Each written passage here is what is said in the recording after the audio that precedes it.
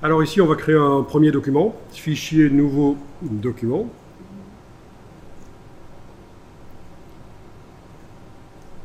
Alors dans la boîte ici, vous avez donc plusieurs modes suivant que on veut faire un document pour l'impression.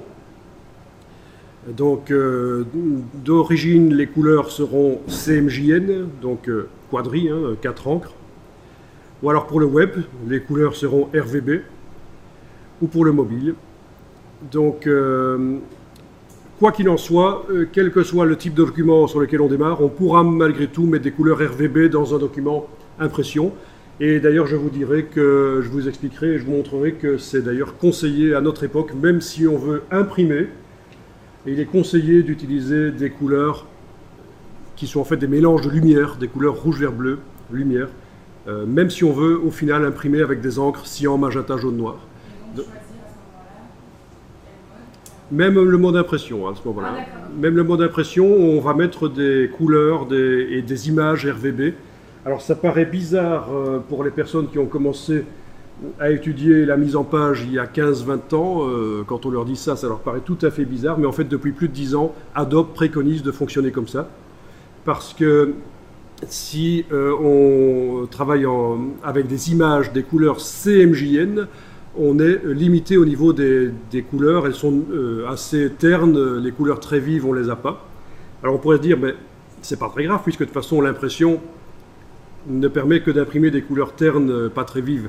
Oui, mais à notre époque, un document peut également servir à faire un affichage sur écran, un PDF interactif sur écran.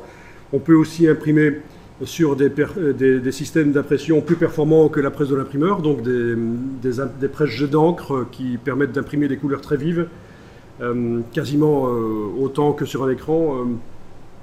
Donc voilà, mais on y reviendra à ça. Quand on a fait son premier choix, on ne peut pas revenir en arrière quand on a commencé à créer son document. À retransformer les images CMJN en RVB ne va pas ajouter des couleurs, non. Par exemple, non, forcément ça va permettre, une fois qu'elles seront transformées en RVB, d'ajouter des couleurs vives dedans, mais les couleurs ternes ne vont pas se transformer en vives, non.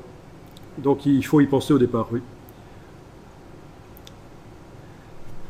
Voilà, donc nombre de pages, ben, on va laisser à 1 ici. Page en vis-à-vis, c'est quand on veut faire du recto verso, mais on va décocher ici, parce qu'on va commencer très simple ici. Bloc de texte principal, on en parlera, mais on ne va pas le cocher. Et la plupart du temps, on ne va pas cocher ça. La numérotation, ben, ce sera une première page qui va porter le numéro 1. Ce n'est pas un document qui est la suite d'un autre. Les formats de pages, vous les avez là. Si j'avais choisi un autre mode, j'aurais des formats d'écran ou de smartphone ou de tablette. Ceci dit, InDesign est évidemment prévu. Quand on fait un document pour un certain format, on peut faire ce qu'on appelle une variante, c'est-à-dire un document jumeau qui va en fait avoir un format différent, mais qui va contenir la même chose que le document source, avec le premier format qu'on a choisi. Par exemple, je peux faire un document format A4 et puis en faire une version pour le web, un écran horizontal web, ou une version pour smartphone, un écran vertical assez étroit.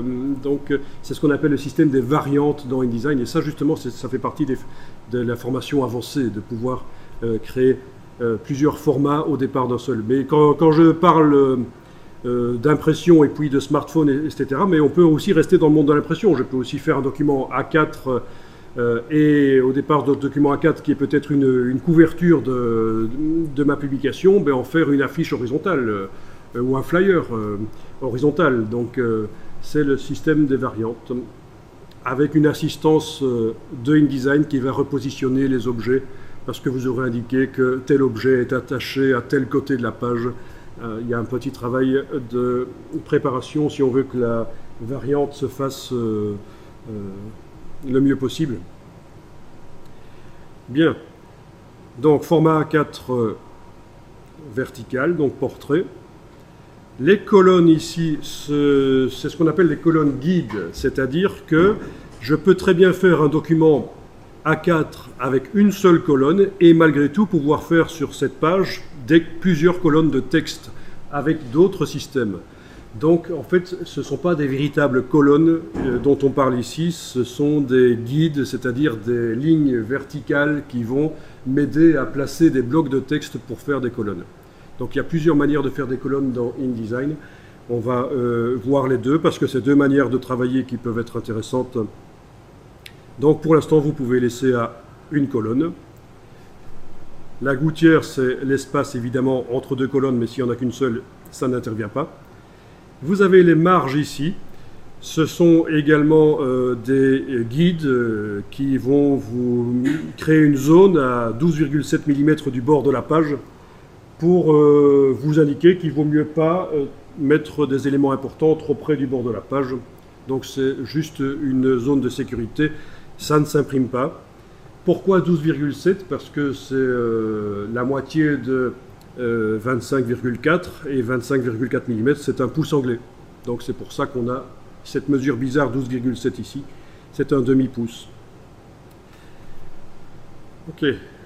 Les fonds perdus, on en parlera aussi plus tard.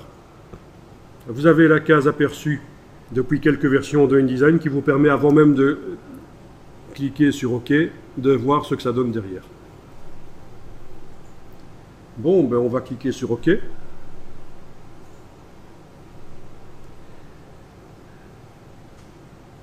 Alors, pour ce qui est de zoomer, Alt roulette, en espérant que vous avez une souris avec une roulette qui fonctionne.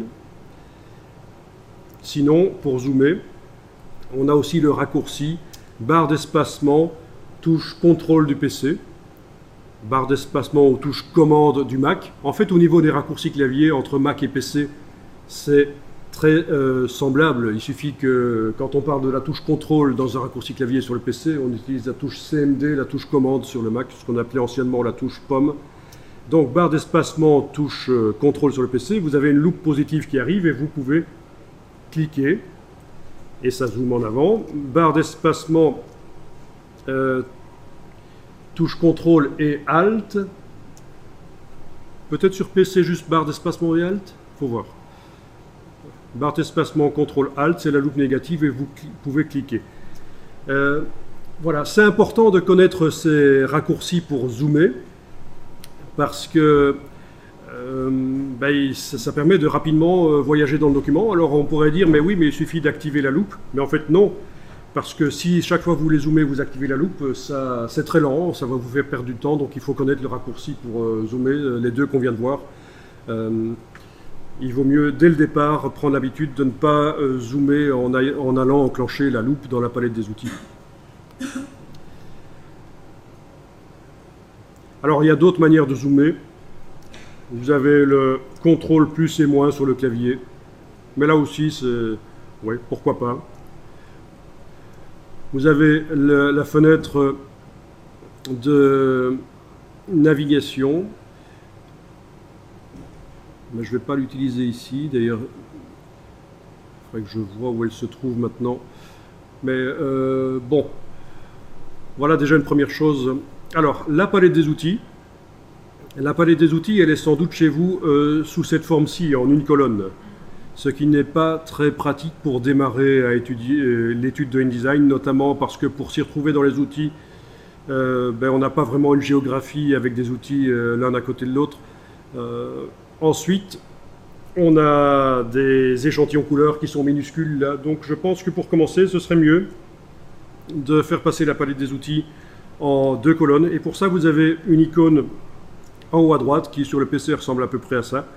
Vous cliquez dessus, la palette des outils se met en horizontale, puis à nouveau cliquez dessus, elle se met en deux colonnes. Si vous avez fermé la palette des outils avec sa petite croix, il va falloir la réouvrir par menu Fenêtre, Outils. Le menu Fenêtre montre toutes les palettes, y compris la palette des outils, et c'est listé par ordre alphabétique, donc c'est facile de retrouver. Et donc voilà, la palette des outils en deux colonnes, c'est comme ça que je vais travailler, et je vous conseille de travailler comme ça aussi.